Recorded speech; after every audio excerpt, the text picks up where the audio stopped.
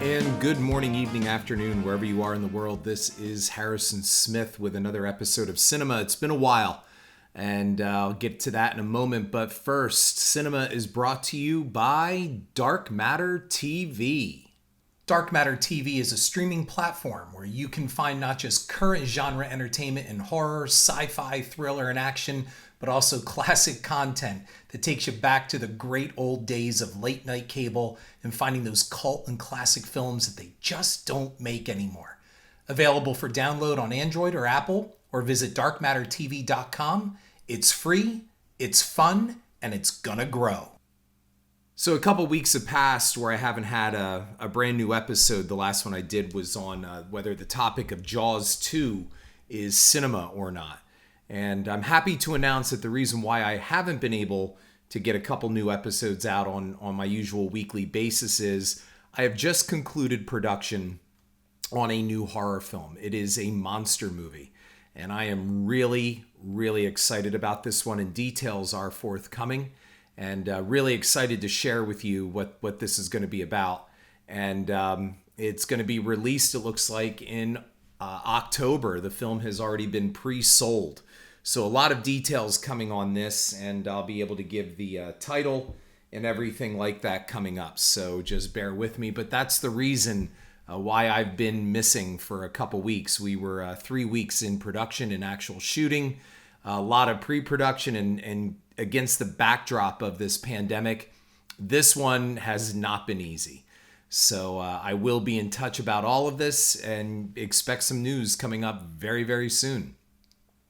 This week's topic in the way of cinema is kind of looking out to all of you while being in production again, and on the heels of the special, which will also be releasing in October.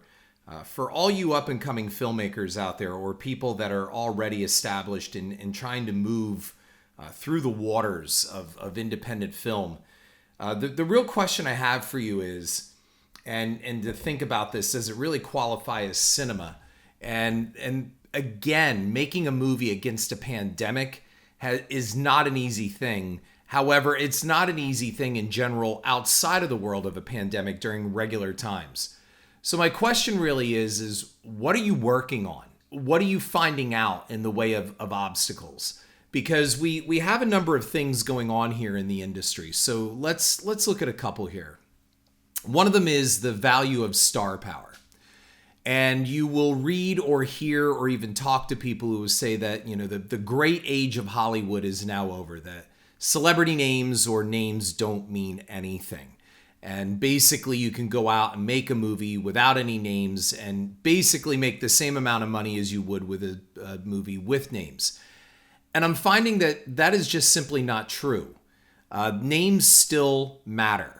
And even with this pandemic and the issue that's going on with movie theaters being closed and certain films that have already tanked because they were expected to have big summer releases and can't because against the backdrop of COVID, now have moved on to streaming and will make a fraction of what they would have at the box office. The fact remains that names still matter in a motion picture, and even on the low budget end.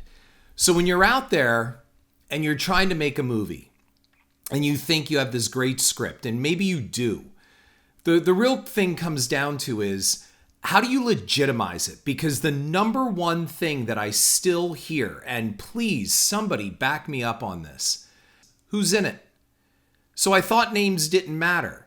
I thought the day and age of celebrity names or having a name to help sell a film, those days were over. And it turns out that they're really not. So who do you go for these names? And I'm not going to be listing any specific celebrity names and who has value and who doesn't. The number one place to sell your film that you should be thinking is not always North America and United States distribution. The fact is that the real money is made, and where money can be recouped quickly when you find people to put money into this is on the foreign market, over in Europe, China, areas like that. So who are you casting in your motion picture, and what value do they have? It would not hurt to invest in IMDb Pro if you haven't already, and start looking into the latest articles that are out there telling you, who has value and who is bringing what, who gets. Forbes regularly publishes their list every year, I think, on who has a real dollar for dollar return value and who's the best deal in Hollywood in the way of names. Now, I know some of you are going, wait a minute, I don't have the money to cast Drew Barrymore or Johnny Depp or Jennifer Aniston. I'm not saying that. The fact is that even on a small independent film, let's say, really ultra small, 500,000 and under, you need to look at who you're casting, and not just because that name means something to you. The question is, does that name mean something to a distributor? And that is a really important aspect of this. Look, I'm going to be getting into the whole making of my latest movie because it is one hell of a story how this movie got made. And most of all, this last movie that I just made that was supposed to get made before COVID hit. In fact, we had pretty much all of the financing in place. And then COVID struck and the market, tanked. And a lot of the investors that were putting money into the film, well, they were Wall Street related. So they immediately retracted their funds because they're not putting anything into a film against the backdrop of the greatest global finance panic since the Great Depression. So we lost the money, and I got the money again. And it's one hell of a story of how I did this. However, I got basically half the money that I had originally. And how do you go out and make a movie that was budgeted for close to $1 million and make it on less than half than that? And that's going to be one hell of a cinema episode coming up. But for those of you out there right now trying to get this done, and let's say you have 500 grand and you're making a horror film. We're just going to go with horror because that's usually the most popular genre on this level. Who are you getting? Because if you're going to take a chunk of your budget, let's say anywhere from $25,000 to $50,000 up on a celebrity name, what value are you getting? And will this mean anything in the way of a distribution deal? You can go out and cast a name just because that name means something to you or you're a fan or something along that line, but it doesn't mean that that name is going to translate into any type of sales value for you. In fact, some names can actually hurt you. I'm going to give you an example of that. And I'm not going to name the name because I don't want to hurt the feelings of the person. I had one of my films I entered a number of my films into Sundance. And this one particular film, I got a phone call from someone who claimed they were from the Sundance jury. And they spouted off enough information for me to verify that I felt the call was legit. And they said, listen, we love this film. And I was like, wow, I guess this is that kind of call, right? I'm getting that call that my film has made it into Sundance. And they said, well, we really like the film, but we are not going to bring the film into the festival. And when I asked why, they cited one of my celebrity names. And they said this person is basically toxic and that they would never give credence to any movie bearing this person's name. And I was crestfallen. I couldn't believe that I was getting this kind of call. And when I asked, so why call in the first place? They said, well, we kind of felt you were owed the call because of the quality of the motion picture and how much we enjoyed it. But just to let you know, that person will not ever be part of this Sundance lineup. And that's when I really learned that lesson. I was like, wow, here I thought this name was great. And it turns out this name was shuttering me out of other festivals, including, Sundance. So lesson learned on that one. Look, the whole point of cinema is, the aspect of you have the means to do better and you simply choose not to. So when you're making these movies on these lower levels, you have to make the best motion picture that you possibly can.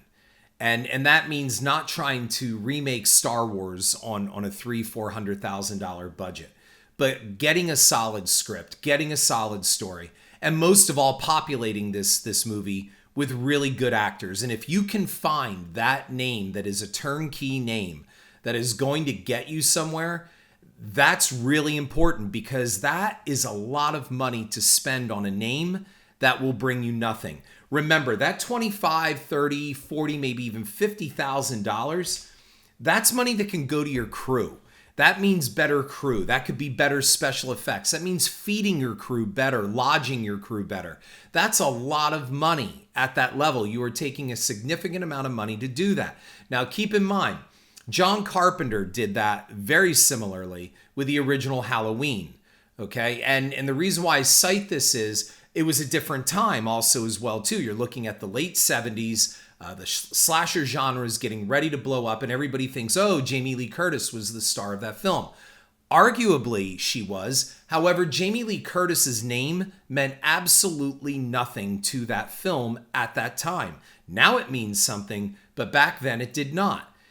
Horror, as the old adage goes, horror doesn't need names. It makes names. So Carpenter, however, knew they needed a name, some kind of recognizable face or name to give legitimacy to his film. So they brought in Donald Pleasence. And the reason why I bring this up is because Pleasence really wasn't a household name. And he wasn't really a big star. I mean, he had done Fantastic Voyage. He was Blofeld in a James Bond. And in the meantime, he had populated a lot of really super low budget pictures. So before he was Dr. Loomis, Donald was still really kind of like, oh, that guy. Oh, okay. Well, Carpenter kind of understood that. And having Pleasence in the film would give some kind of legitimacy to Halloween. Did it help sales? Did it help foreign market sales? Maybe. But I'm kind of doubting that. I think what it did is that it provided some kind of name brand recognition for the film to give it legitimacy, so it wasn't just looked upon as some type of grindhouse horror film. So, oh, that guy is in it. And you might want to adapt that attitude as well, too, without spending a significant amount of money on that name as well.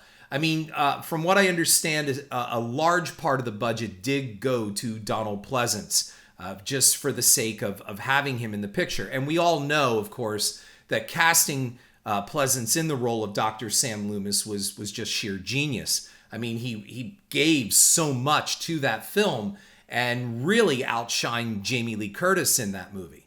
So the bet paid off, I guess is what I'm saying. But times are different now. So just because you're going to go out and pluck a name and throw it in, we have far more content, far more avenues for these films to go out. So you really got to be careful on who you're going to pick. And sometimes it can even come down to stunt casting. Certain low-budget horror films will benefit from whether you get an Elijah Wood, a Haley Joel Osment, or even a Daniel Radcliffe in there. People playing against type, if you're lucky enough to go out and have the money to secure a Macaulay Culkin in your horror film. You got to almost think creatively. Or look at former TV shows, their stars, or even their action stars. Even action stars will help. And again, there is no proven formula. Some of you can be sitting there right now going, Harrison, you're talking out your ass. You don't know what you're talking about. No, I actually do. And there have been some films, including this last one that I did not run down any celebrity names. Number one, there really wasn't any money in the budget to do so. I had to funnel money from what would have been a celebrity name over to the special effects because all the effects in this movie are practical. So I had to weigh the decision. Do I take a gamble and take, a chunk of my budget and throw it at a name and hope that name's going to do something in a monster movie? Or do I focus on the monster? And that's what I did. I rolled the dice and I focused on the monster. I did something very similar with the special as well. With the special, again, I could have gone out, could have gotten a name for the lead role and crossed my fingers and hope that that name opens up some better distribution for me or a better sale. But instead, knowing that that was also a creature feature, not so much a monster movie, but a creature feature horror and a very bizarre horror, that it was very character driven, I decided to go with the effects. And that's where my money went for the special. On this latest film, which I just wrapped only 2 days ago, again, I came down with the quandary of where do I put my money? This is a monster movie and every aspect. And so if I get a name, I am taking money away from the special effects. So the other aspect was I had this movie pre-sold. And when I announce who has bought this film, which I can in the next week or so, I think you'll understand. So the focus was I need good performances. All of my leads are these young kids, and they are no names. In fact, the studio that came forward to buy this film in advance said right out, none of these kids have a goddamn IMDb, and they did not. So I rolled the dice on these kids as well too. And again, I wish I could give far more detail on this, but it's coming up, trust me, and you're going to be hearing a lot about this movie, and especially its great title. But the film is in the can, and most of all, I feel really good about it. I think it just might be one of the best movies I've ever made, if not the best movie I've ever made. But we also knew that while we have these untested kids, we also need a solid monster that's going to not only scare people, but people go, wow, that's legit. So do you take $25,000, $30,000 for a 2-3 day role for a celebrity name? Because what good is it if you have a celebrity name and you have a lousy monster? So if it doesn't play out on camera well, then you've got the equivalent of a really crappy movie that people go, oh, so-and-so was in that movie, and that actor then adds a really bad monster movie to their resume. Remember, the concept of cinema is the ability to do better and simply choose not to. We chose to do better on this film and even the special, to deliver a good story and most of all an entertaining motion picture. So the focus this time around, again, as I had said, was on the special effects. That was going to be our star. They were going to be our star. So what are you doing? That's my question today as this impromptu cinema episode came up. I was originally not planning on having an episode, but I thought, thinking about all that I've just gone through in the last 3 weeks and wishing I could talk about it more, I'm talking to all of you out there. What are you going to do on your present movie that you're working on or about to work on? What are you going to do to make sure that you deliver a top-end motion picture? And where will your resources go? You need a solid crew. You need an excellent DP. See, that's the trade-off now. With this flood of content that is coming in, you need an excellent director of photography to also set your movie off from the rest. This is not about going out and finding a DP who just bought their prosumer camera and they've got some panel lights and they're going to light your movie because it's going to look just like that. So quality has become far more important now. The days of trying to ape the grunge look or the grindhouse look or Friday the 13th look are kind of gone. It's a stylistic choice, I know. And I'll give you an example. While I was on set, someone mentioned to me that they saw Camp Dread and they loved Camp Dread. But one of the things that came up about it was they said that, Camp Dread looks almost too good. And I thought about that for a moment, and the fact that the Camp Dread was shot on a red made all the difference in the world. And if you look at Camp Dread, I mean, it's gorgeous and rich sunsets and sunlight and the way that light is utilized in the film. This person was actually right. I mean, Camp Dread looks almost a little too good. And I thought at the time, and I remembered even having this discussion with the DP on Camp Dread, and that is, should we kind of grunge this up a little bit? Should it have more of a low budget look? And he was adamantly against that, saying this should look the best as possible. I only shoot good stuff. And he was 100% right. My question was, though, should this, because it is a tip of the hat to old slasher films, should this have some kind of grunge look to it? A far lesser quality look to match up with those old summer camp slashers from the 80s. And we went the opposite way with a very slick and clean and polished look. And again, I love the cinematography in Camp Dread. I can't praise it enough. but it does make me wonder on stylistic choices. So you have to ask yourself these questions as you're working. What is going to get your film noticed? Now, if you remember, Tucky Williams, I believe it was episode 6 of my Cinema podcast, she shot her series. She shot a film and then, shot a series and then put it into a film, deliberately looking to copy that 80s VHS style. And so what she did is she did a number of steps in post-production to kind of grunge that image down.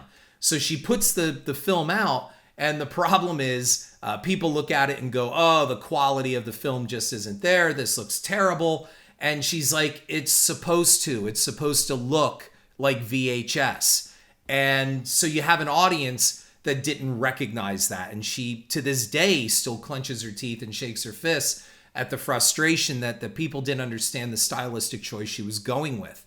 So you have to be really, really careful on the avenue you go in making your movie and just how that's going to look. Again, making sure that it looks like you put forth your best effort, that you set out to do better and not looking like you simply chose not to.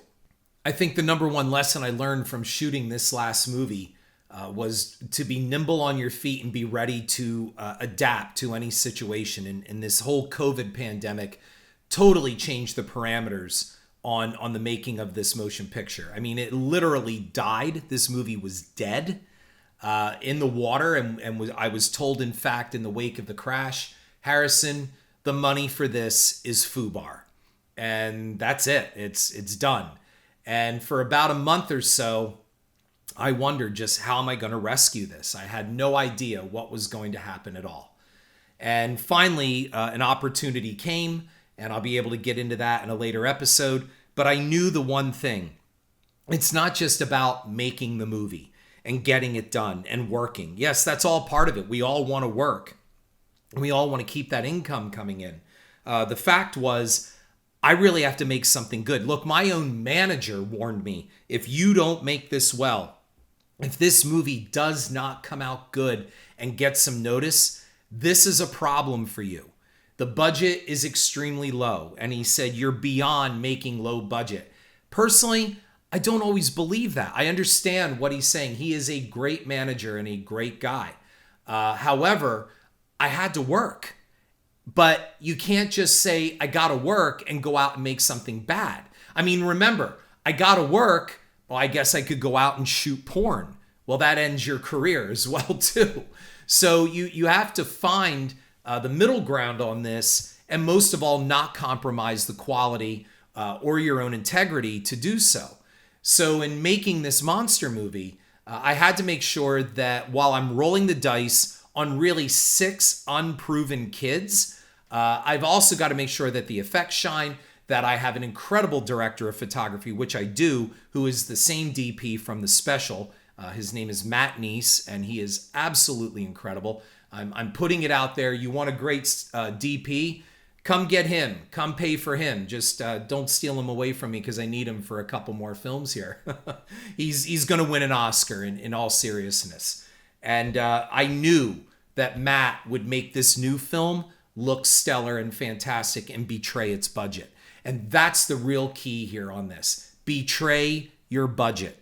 Make this movie look far more expensive than what it was. So you have a distributor go to you, oh my God, what did you shoot? How did you find the money for this? How did you shoot it for this? And here you actually shot it for far less. I'll give you an example. When I was in New York meeting with some people on The Special, they watched the screener and they said, this is not bad for, a little $2-3 million film. And I chuckled and they said, well, what's so funny? I said, well, it was not shot for 2-3 million. And at first they thought they insulted me. They're like, oh my God, if it was shot for more, we're sorry. We were just pulling that number out. They're trying to backpedal. And I replied, no. You didn't insult me at all. You just gave me a huge compliment because the film was shot far south of 2-3 million. And when they asked how far south, I replied, well, why don't you try Antarctica? That's how south it was from 2-3 million. So that's the same thing again on this new film, which again, I'll be able to drop the title soon. However, the big lesson out of this real quick mini episode, so I can keep some fresh content out there, is don't give up, especially now during this crisis. Some of you out there have lost your projects. Some of you have lost multiple projects. You've lost your financing.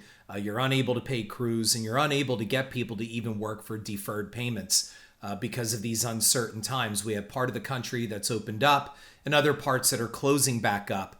And I don't know what is going to happen with SAG and the film industry in the way will productions shut back down again as this virus seems to be resurging one more time. And so until there's a vaccine, it sounds like there's going to be a lot of touch and go here. But you can't give up. I can say on this film, all safety protocols were practiced. You won't find one behind the scenes photo with people without masks, social distancing, all of that. Most of the film was shot outside, which is really good. And the interiors, very few, if any, crowded scenes. We had a UV wand on set where all equipment, all desks, all table surfaces, anywhere that people touch, were all wanded down with UV light ahead of time. Hand sanitizer became a running gag, as we called the people that were running around, the guys that were handing off hand sanitizer every 25, 30 minutes right after a take or whatever. They were known as the juice papas because they are distributing juice. Masks, like I said, food that was brought to the set was all individually wrapped. We worked hard to fall within proper safety guidelines to ensure the safety of our crew and our cast. And it looks like we succeeded extremely well in that, and all came out well in the shooting of the motion picture. And now we are putting it together. It is now in post and ready for an October release. So it's moving that quickly. With that kind of time frame, you have to ensure that what you shot is great. And not only did you shoot what you shot was great, but that it's all going to come together well, and that this movie does not look like a rush job or slap job. I can say it will not. So for those of you out there right now that are in the midst of salvaging a project, not knowing what to do, or just feeling you're ready to give up, don't. I did it. I will be explaining in detail how I did this, and it's one hell of a story on how I pulled this off. But I also pulled it off because I had an incredible group of people, not only a cast, but a terrific crew, and a very small crew, but a dedicated crew who were there for all the right reasons. And nothing about this movie coming up is cinema. So this is Harrison Smith with an impromptu episode just to get me back out there to all of you with a message of hope and telling you it does get better. So don't give up on your projects. Make sure that you are dedicated to making the best thing that you can. Don't let this pandemic stop you. And if it does temporarily halt you, find a way around it, under it, or over it. Thank you for listening. Have a great July 4th weekend. And I look forward to talking with you next week. Please stay safe wherever you are in the world. Thank you. Check out my cinema blog on horrorfuel.net and download Dark Matter TV for your Apple or Android devices.